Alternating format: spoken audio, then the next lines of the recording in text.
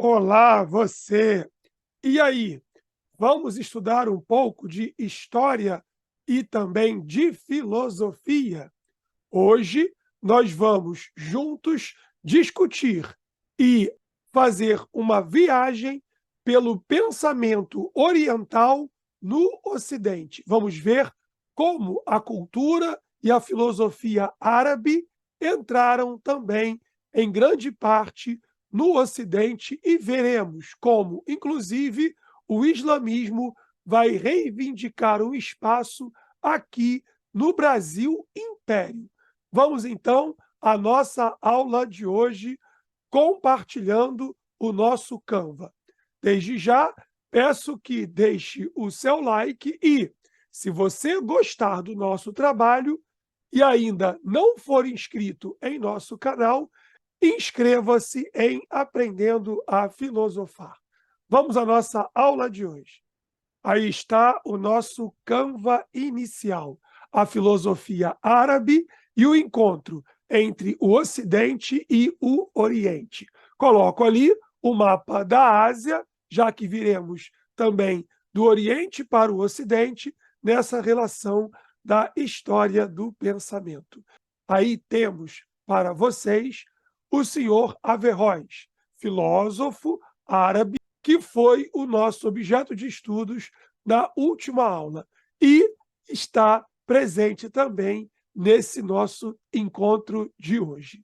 Vamos, então, aos nossos primeiros canvas. Na história do pensamento, na história da filosofia, é comum que nós reconheçamos a importância da filosofia árabe na tradição filosófica ocidental, sobretudo quando falamos em filosofia escolástica, filosofia da Baixa Idade Média, séculos XI em diante, principalmente na introdução, ou podemos dizer, na reintrodução do pensamento de Aristóteles, o grande estagirita grego, nessa tradição. Ao que se deve, então, tal influência? Como podemos relacionar o pensamento árabe à filosofia grega, riquíssima, e também o rico pensamento cristão? Como esses pensamentos conseguem se identificar, se encontrar ao longo da história do pensamento? O primeiro fator que devemos destacar é a difusão da cultura grega pelo Oriente Médio, desde a época de Alexandre o Grande, que estendeu os seus domínios até a Índia. Bom, seus exércitos chegaram, como dissemos, até a Índia. Os reinos gregos foram fundados também por seus sucessores. Por exemplo, Ptolomeu, os ptolomaicos, no Egito, do final do mundo antigo, o mundo antigo tardio, também na Síria, no Oriente Médio, assim como no norte da Mesopotâmia, na Pérsia, o reino de Seleuco, Antíoco, etc. A língua grega foi mantida mesmo depois da conquista romana. Não esqueçamos que, para um romano antigo, era cidadão romano quem falasse grego ou latim. Então, o conhecimento do grego era um pré-requisito também para a cidadania romana no mundo antigo tardio. Na Antioquia, Pérgamo, Alexandria, você vai ter os principais centros dessa cultura oriental. E aí também embriagada pela cultura grega helenística, quando os gregos já não são a principal potência do mundo, porém, a cultura grega se faz forte no mundo antigo.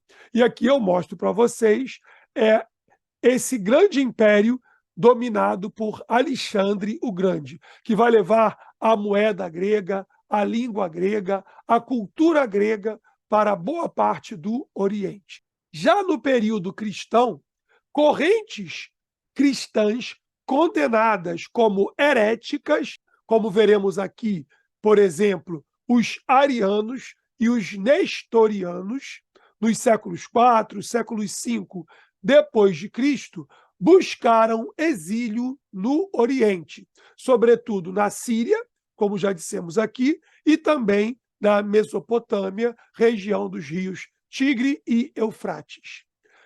Esses cristãos heréticos, os arianos, que diziam que Cristo tem uma natureza humana, mas não é Deus, assim como os nestorianos, que diziam que Maria é mãe do Cristo, ela é Christotokos, mas não é Theotokos. Concílio de Éfeso, 431 depois de Cristo.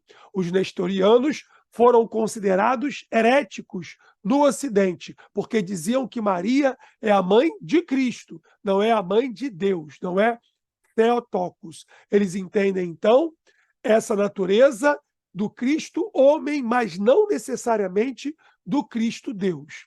Para o cristianismo, nós bem sabemos, católico, que Cristo é 100% homem, 100% Deus. Esses cristãos considerados hereges, porque negavam o dogma da Igreja Católica, foram varridos, foram expulsos para o Oriente. Depois até tiveram perdão da Santa Igreja, mas eles formaram núcleos arianos e nestorianos no Oriente. Esses cristãos tinham conhecimento de ciência, de filosofia grega, da língua grega, e foram se refugiar no Oriente, levando também, não podemos negar, o seu conhecimento para o Oriente, que ainda podia estar ligado a uma cultura árabe politeísta, porque anterior a Maomé, ou então ainda o cristianismo do Oriente, antes da cisão do século XI, quando da primeira grande cisão do cristianismo. Bom, em 529, o imperador Justiniano ordenou o fechamento das escolas pagãs de filosofia no Império Bizantino. O filósofo Damásio e os seus seguidores vão se refugiar na Pérsia, onde fundarão em Nísebis, ali próximo da fronteira entre Síria e Turquia, onde eu mostro aqui para vocês, com o cursor, vão fundar ali um núcleo de cultura grega. Grega ali do Oriente. Vamos adiante. Os árabes eram um povo essencialmente nômade, daquelas regiões desérticas do Oriente. Viviam em tribos, ocupando a Península Arábica, que eu aqui mostro para vocês, a Arábia Saudita, Omã, Iêmen, aqui o Catar e etc. Essa Península Arábica é a origem do Islã. É aqui que vai viver Maomé. Famosa sua viagem de Meca para Medina, e depois ele vai organizar um exército e retornar a Meca, vencer os sacerdotes politeístas e fundar, então, o islamismo aqui no seu retorno de Medina para Meca, 630 depois de Cristo. Maomé, que viveu entre 570 e 632, busca refúgio em Medina. Bom, esse episódio entrou para a história com o nome de Égira, 622 depois de Cristo. Lá, ele assume a liderança do povo e funda o islamismo. Depois, em 630, 8 anos depois, volta para Meca e vence os sacerdotes politeístas. Os árabes tinham algo em torno de 360 deuses. Era um politeísmo bastante vasto. Bem, Maomé funda o Islão e, após a sua morte, os seus sucessores, os chamados califas, quer dizer representantes, expandiram rapidamente o Islão, o islamismo, conquistando a Síria, a Palestina, hoje, nessa guerra tão terrível que a gente vê entre judeus e palestinos, a Mesopotâmia e depois também a Pérsia, o Egito e o norte da África na expansão do Islã. Os árabes entraram em contato com os núcleos de cultura grega e cristã, também estabelecidos nestas regiões. Alguns cristãos, em contato com os árabes, nessa expansão do Islã, também chegaram a se converter ao Islã e desenvolveram em várias cidades, em várias áreas, a sua filosofia e a sua ciência no mundo árabe, que no primeiro momento era bastante tolerante. Vemos aqui o fundador do islamismo, Maomé, que pertencia à tribo árabe dos Coraixitas. Para o Islã, Alá é Deus e Maomé é o profeta, porque dentro do pensamento islâmico, Maomé vai dar a completude daquilo que Jesus, que é um profeta respeitado, não falou para todos os homens. Aqui eu mostro para vocês o mapa que vai mostrar o ponto originário do Islã, aqui com Maomé, que sai de Meca, vai para Medina, e em 630 volta para Meca, vence o politeísmo e impõe aqui o Islã, o islamismo, fazendo também a grande difusão do Império Árabe. Depois vai chegar a Mesopotâmia, Síria, ao Irã, ao Iraque e etc. E depois vai vir aqui se expandir pelo norte da África e chegar depois à Península Ibérica. Falaremos um pouco mais daqui a pouco de Córdoba e o Califado de Córdoba. Foi grande a contribuição árabe nos campos da matemática, da química, da medicina. Averroes, Avicena, esses grandes pensadores do Islã eram todos dois grandes médicos, tanto Averroes quanto Avicena, da agronomia e da filosofia, traduzindo e comentando as obras de Platão e de Aristóteles. Averroes, como vimos na aula passada, é natural aqui de Córdoba, do sul da Espanha, aqui o grande, Emirato de Córdoba, que vai conseguir depois independência ao Califado de Bagdá, capital hoje do Iraque, como bem sabemos. O grande Império Árabe ficou muito grande, se expandiu e também vai viver as suas fragmentações. O Califado de Córdoba vai conseguir autonomia em relação, posteriormente, ao Califado de Bagdá. Vamos lá. A cidade de Bagdá, na Mesopotâmia, no Iraque, tornou-se a capital do Império Árabe.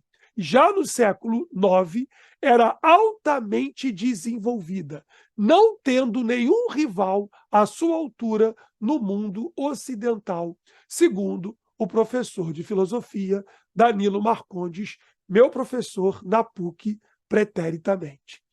Depois de conquistar o norte da África, nessa grande expansão do Islã e da conversão ao islamismo, os árabes, liderados por Tariq, no início do século VIII, vão derrotar os visigodos, ali cristãos.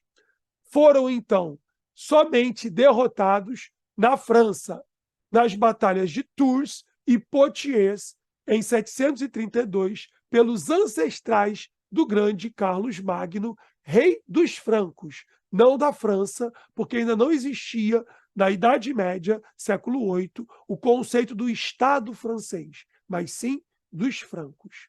Eles vão se estabelecer na Espanha e formar o Emirado de Córdoba. Depois será o grande Califado de Córdoba, aqui na Espanha.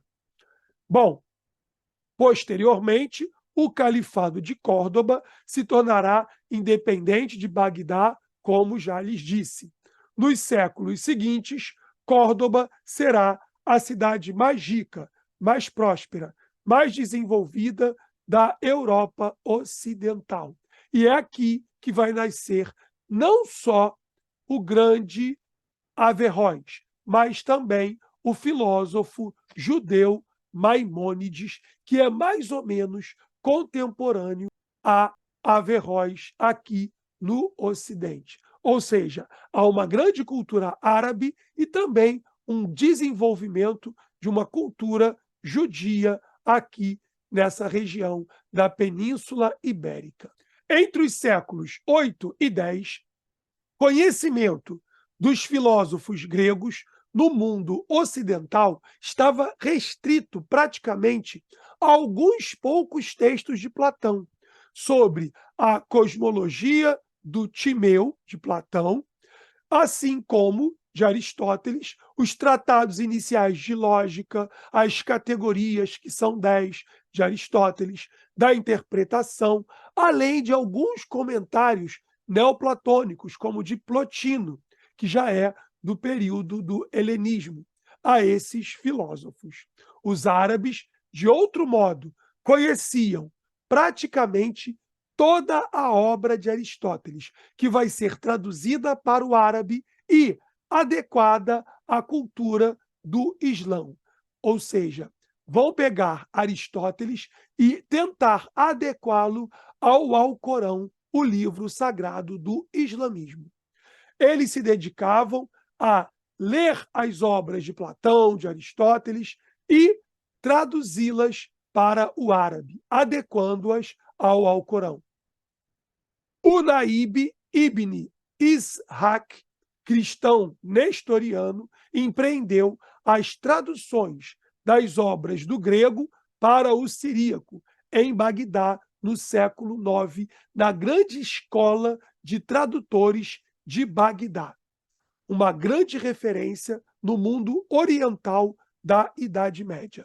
Já Mata ibn Yunis fez as traduções de Aristóteles para o árabe, no século X, também na grande escola de Bagdá. Essas traduções serão utilizadas por Averroes no século XII. Como o nosso canal visa preparar você e os nossos participantes de Aprendendo a Filosofar a se preparar para o Enem, vamos fazer uma questão que vai falar do Brasil Império, dialogando com essa cultura árabe no século XIX. Vamos à questão do Enem de 2019. A população africana residente nesta província do Império Brasileiro, bem como a de todo o Império, compõe-se de indivíduos de diferentes lugares da África. Olha a expansão do Islão pelo norte da África, como vimos aqui ao longo dos séculos 6, 7, 8 depois de Cristo, que variam em costumes e religiões. Aqui segue o maometismo, ou seja, o islamismo ligado a Maomé como o profeta, a qual pertencemos. Eles se posicionam, eles são seguidores de Maomé, eles estão dentro do Islão. É uma população pequena, no Brasil, claro, império, porém distinta entre si, e notando a necessidade de sustentarmos o nosso culto, o culto ao Islão, e fundados ainda no artigo 5º da Constituição do Império, que prevê, então, essa possibilidade, requeremos ao senhor chefe de polícia licença para exercermos, ou seja, livremente, o nosso culto. O documento dos islâmicos aqui está preocupado em poder, no Recife, no Brasil, em Pernambuco, professar a religião islâmica. Vamos ao comando da questão. O pedido de um grupo de africanos de Recife, Pernambuco, ao chefe de polícia local tinha como objetivo, naquele contexto, o quê? Letra A. Criticar a doutrina oficial, a religião oficial do Brasil Império, Constituição de 1824, era, naquela época, o catolicismo. O texto aqui nos mostra que eles não estão criticando o catolicismo como religião oficial do Império. O que eles demandam é o direito de professar o islamismo em território brasileiro. Então, não é a letra A. Letra B, professar uma fé alternativa é exatamente isso que eles querem. Opção correta, letra B. Qual é a fé alternativa? No caso deles, eles estão demandando, estão pedindo o direito de professar o islamismo no Brasil. Tá? Essa é a demanda desses africanos que chegaram ao Brasil escravos e queriam continuar seguindo o islamismo. Lembrem-se da revolta dos malês na Bahia. Os malês eram negros islamizados no Brasil Império também. Letra C. Assegurar a cidadania política. O texto aqui não fala em assegurar cidadania política, mas sim o direito de professar o islamismo em território brasileiro imperial no século XIX. Letra D. Legalizar os terreiros de candomblé. Cuidado, aqui o texto não fala de candomblé ou de umbanda, mas sim da religião maometana, do islamismo. E a letra E, eliminar algumas tradições culturais. Eles não querem atacar as outras religiões. O que eles querem é o direito, repito, de professar o Islã. Prezados irmãos e irmãs, amados e amadas, esta foi a nossa aula de hoje. Fizemos um passeio pela cultura islâmica e chegamos até o Brasil pelo Enem no século XIX. Espero que nossa aula tenha vos agradado. Deixe o seu like, faça os seus comentários, perguntas que eu responderei todas, uma a uma, aqui em Aprendendo a Filosofar. Um grande abraço a todos e todas, paz e bem, que o nosso bom Deus vos abençoe e nos encontraremos aqui na nossa próxima videoaula em Aprendendo a Filosofar. Tchau, tchau.